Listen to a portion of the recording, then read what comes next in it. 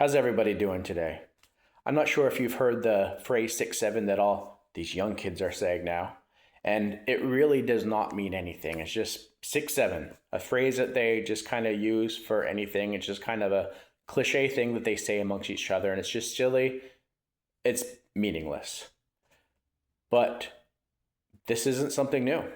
6-7 is actually in the Bible.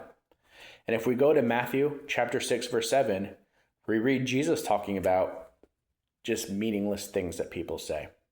And here in Matthew chapter 6, verse 7, we read Jesus saying, "When you pray, don't babble on and on as the Gentiles do. They think their prayers are answered merely by repeating their words again and again. Don't be like them, for your Father knows exactly what you need before you even ask him." And then he goes on to say the Lord's Prayer, which many of you are probably familiar with. If not, you can go in there and read it. But just meaningless words. That's nothing new today. There's nothing new under the sun. 2,000 years ago, you had people just babbling on saying meaningless words, except they were doing it in their prayers with God. And like Jesus said, God already knows what we need before we even ask him.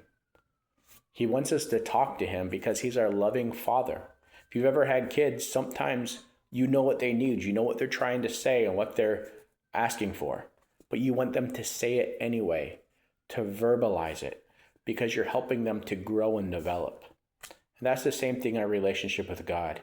He doesn't need all our fancy, flowery words and us babbling on and on and on.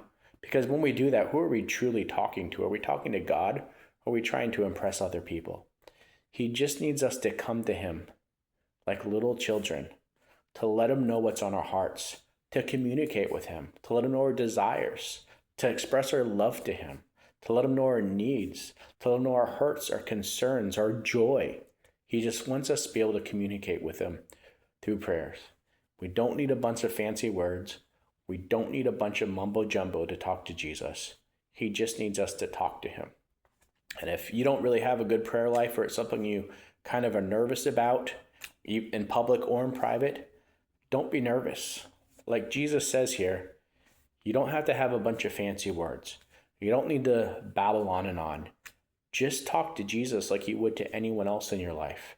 The person that you have the closest relationship with, think of how you just talk to them, the ease that you have in doing that, and talk to your Heavenly Father the same way. He wants to hear you talk to him. Need you to be 6-7 him, just babbling on and on with a bunch of nonsense. He just wants you to come to him like a little child, express your love, express your needs, and to converse back and forth with him.